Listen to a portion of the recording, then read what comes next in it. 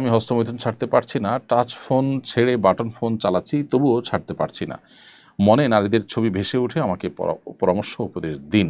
নামাজে মনোযোগ ধরে রাখার জন্য পরস্পর পরামর্শ কামনা করছি। বলে আমার বাবা নেশা করেন, খারাপ কাজে লিপ্ত থাকেন, এসব কারণে তার সাথে ইচ্ছায় বা অনিচ্ছায় খারাপ আচরণ করতে হয়। তার কোনো খারাপ কাজের জন্য যদি আমার খারাপ আচরণ করতে হয়, তাহলেও কি আমার গুনাহ হবে? আমার মেয়ে বাসা থেকে 5 মাইল দূরে এক মাদ্রাসায় পড়ে, প্রতিদিন একাই যাতায়াত করে। আমি ব্যবসার কাজে ব্যস্ত থাকি, আর নিয়ে যাওয়ার মতো অন্য কেউ নেই। এতটুকু দূরে কোনো মাহরাম ছাড়া মেয়েরা যাতায়াত করতে পারবে কিনা? উত্তর হলো যে, প্রথম কথা হলো যে এই জাতীয় পরিস্থিতিতে নিজেকে বাঁচাবার জন্য, বিশেষ করে এই বদভ্যাস থেকে রক্ষা পাওয়ার জন্য আমাদের একটা নির্দিষ্ট সময়ের জন্য কোনো এমন পরিবেশে চলে যাওয়া উচিত যেখানে আসলে নিঃসঙ্গতার স্কোপ থাকে না, অনেক বেশি ব্যস্ততার মধ্যে সময় কাটাতে হয়, নির্জনতার স্কোপ খুব বেশি থাকে না। অতএব নিজে এই গুনাহ থেকে বাঁচার এক্সারসাইজটা সেখানে খুব ভালোভাবে হয়ে যায়। তো এরকম পরিবেশ বা এরকম পরিস্থিতিতে আপনি চেষ্টা করতে পারেন চলে যাওয়ার, তাহলে ইনশাল্লাহ হয়তো আপনার এই গুনাহ থেকে বাঁচাটা সহজ হবে। এর বাইরে যদি অবিবাহিত হয়ে থাকেন, তাহলে দ্রুততার সাথে বিয়ে করা ফেলা উচিত ইনশাল্লাহ বিদিল্লাহ।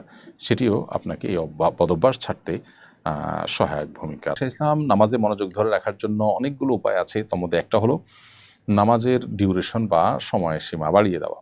আপনি যেই নামাজ পড়তে 2 মিনিট বা 3 মিনিট লাগছে আপনার, সেই নামাজ পড়তে আপনি ডাবল সময় 5 থেকে 6 মিনিট 7 মিনিট ব্যয় করুন।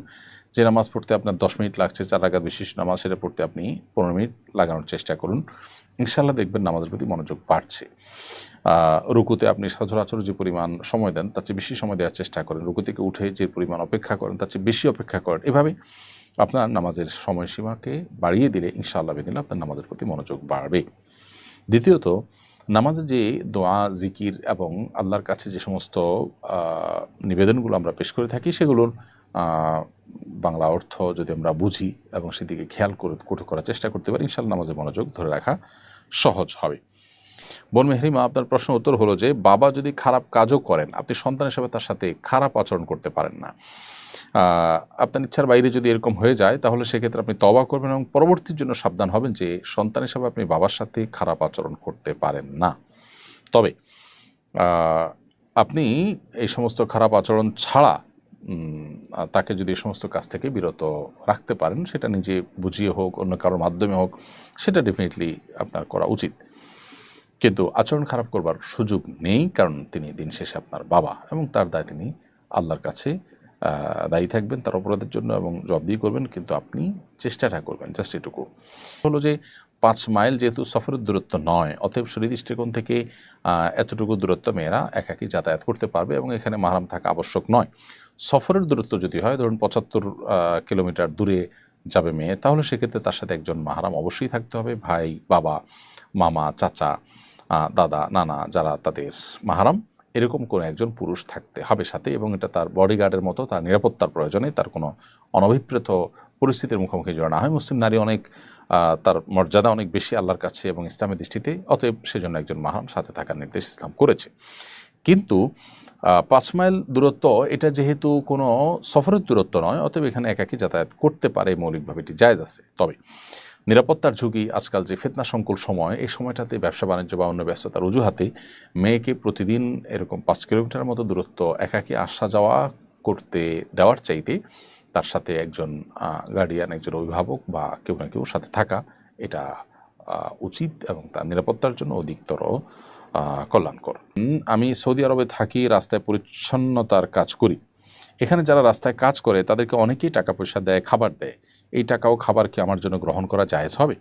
বা জাফর আহমদ, আপনার প্রশ্ন উত্তর হলো যে, আপনি খাবার বা নগদ টাকা উপহার, হাদিয়া হিসাবে বা দান হিসাবে কেউ আপনাকে দিলে, সেটি গ্রহণ করা আপনার জন্য জায়েজ আছে। যদি সে জাকাতের টাকা দেয়, যে টাকা দেয় সে যদি জাকাতের টাকা বলে দেয়, অথচ আপনি জাকাতের হকদার না, বরং আপনি আলহামদুলিল্লাহ যে টাকা আছে আপনার কাছে, সে টাকা দিয়ে সংসার সুন্দরভাবে মাসে মাসে চলে, এবং অতিরিক্ত বরং উদ্বৃত্ত টাকা আছে, অথবা টাকা না থাকলেও আপনার সচ্ছল, আপনি সোজা কথা সংসার চলে, তাহলে সেক্ষেত্রে আপনার জন্য জাকাত গ্রহণ করা জায়েজ হবে না, কারণ আপনি ফকির বা মিসকিনের কাতারে পড়েন না। সেক্ষেত্রে আপনাকে তিনি দিলে আপনি বিনয়ের সাথে ফিরিয়ে দিতে পারেন, অথবা যদি দিয়ে চলে যান, ফিরে দেওয়ার সুযোগ না পান, তাহলে সেক্ষেত্রে এটি গ্রহণ করার পর আপনি আপনার দেশে আত্মীয় স্বজন বা পরিচিত যে কোনো গরিব মানুষ যিনি জাকাতের হকদার, তার কাছে সেই ফান্ডটা হস্তান্তর করে দেবেন। ইনশাআল্লাহ ওই ব্যক্তির তরফ থেকে সেটি জাকাত হিসাবে আদায় হয়ে যাবে। বয়ানে ইসকন ও ভাগোয়া লাভ ট্র্যাপ বিষয়ে কথা বলায় টঙ্গীর বিটিসিএল টিএনটি কলোনি মসজিদের খতিবকে নিখোঁজ করে ফেলা হয়। এর আগে তিনি মসজিদের বারান্দায় ও নিজ বাসায় হুমকির সংবলিত 2টি চিঠি পান, যেখানে তাকে হত্যার হুমকি দেওয়া হয়। ইমামদের কণ্ঠরোধ এবং নিরাপত্তার সঙ্গে মানুষের বেঁচে থাকার অধিকার নিয়ে কিছু বলবেন আশা করি। হ্যাঁ, অবশ্যই এটা খুবই দুর্ভাগ্যজনক একটি ঘটনা এবং সত্যি বলতে এ ধরনের ঘটনা বাংলাদেশে কল্পনা করতে আমাদের কষ্ট হয়, কারণ সংখ্যাগরিষ্ঠ মুসলমান যে দেশে, সে দেশে আপনার মুসলমানদেরকে সংখ্যালঘুদের উগ্রবাদী অংশটা তারা আপনার হুমকি দিবে এবং সেটা বাস্তবায়ন ঘটাবে। আপনি ভারতে মুসলমানরা সংখ্যালঘু, সেখানে মুসলমানরা কোনো হিন্দু পণ্ডিতকে এভাবে তুলে নিয়ে নির্যাতন করে দূরে ফেলে রাখবে, এটা আসলে কল্পনাও করা যায় না। কিন্তু দুর্ভাগ্যজনক বিষয় যে বাংলাদেশে আমরা আমাদের অন্য ধর্মাবলম্বী ভাই বোনদের সাথে সামাজিক সহাবস্থান চাই, কিন্তু সেখানে তাদেরও দুর্নামের কারণ তাদেরই যে উগ্র অংশটা আছে, সে উগ্র অংশ অর্থাৎ ইসকন এবং এ জাতীয় আরও যে সমস্ত প্রতিষ্ঠান উগ্রবাদী কার্যক্রমের সাথে লিপ্ত, তারা দিন দিন অ্যাগ্রেসিভ হয়ে আসছে এবং তারা রীতিমতো সমাজকে অস্থিতিশীল করবার জন্য অনেকগুলো উদ্যোগ ইতিমধ্যে নিয়েছে। 2014 সালে, 2016 সালে বিভিন্ন সময় ঢাকা এবং সিলেটে একাধিক ঘটনা দেখা গেছে যে তারা মসজিদে নামাজের সময় মানুষের নামাজে ডিস্টার্ব করেছে, কখনো তারাবির নামাজে, কখনো জুমার নামাজে ইচ্ছাকৃত গান বাজনা বাজানো, মুসল্লিদের উপরে চড়াও হওয়া, হামলা করার মতো ঘটনা ঘটেছে, অস্ত্রশস্ত্র নিয়ে মহড়া দিতে দেওয়ার মতো ঘটনা ঘটেছে। গত বছর এই একই প্রতিষ্ঠান ইসকন যারা হুমকি দিয়েছে ইমাম সাহেবকে, তাদের তরফ থেকে হুমকি বলেই কাগজে লেখা আছে এবং এই ধরনের কর্মকাণ্ড ইতিপূর্বেও তারা করেছে এবং মামলাও সেটা উল্লেখ করেছে। তো তারা অ্যাডভোকেট আলিফ হত্যাকাণ্ড ঘটিয়েছে গত বছর এবং তার জন্য তাদের দায়িত্বশীল এখনও পর্যন্ত জেলে আছে, যদিও এখনও দৃষ্টান্তমূলক শাস্তি নির্ধারিত হয়নি বা কার্যকর হয়নি। এর পাশাপাশি 2019 সালে চট্টগ্রামে একটি স্কুলে বাচ্চাদেরকে হিন্দু ধর্মীয় আপনার বিশ্বাস জড়িত আছে এরকম প্রসাদ জাতীয় খাবার খাওয়ানো এবং বাচ্চাদেরকে জয় শ্রীরাম ইত্যাদি তাদের মুখ দিয়ে বলানো, এরকম ঘটনাও তারা কিন্তু ঘটিয়েছে। অতএব এই সংগঠনটা যেই পরিমাণ সীমালঙ্ঘন করেছে এবং যে পরিমাণ সশস্ত্র মহড়া দেওয়া অথবা আপনার হুমকি দেওয়া কিংবা আক্রমণ করার ঘটনা একের পর এক ঘটেছে, তাদেরকে নিষিদ্ধ করা সময়ের সবচেয়ে প্রয়োজনীয় উদ্যোগ বলে আমি মনে করি। অতএব এই সন্ত্রাসী সংগঠন যদি নিষিদ্ধ করা হয়, তাহলে সেক্ষেত্রে সাধারণ হিন্দু ভাই বোন যারা আছেন তাদের প্রতিও সাধারণ মানুষ অন্তত এদের কারণে জেনারেলি তাদেরকে দোষারোপ করবে না। অতএব হিন্দু ভাই বোনদেরও উচিত যে তাদের ধর্মের নামে যারা উগ্রবাদ বিস্তার করছে তাদের ব্যাপারে, তাদের বিরুদ্ধে তাদের কথা বলা।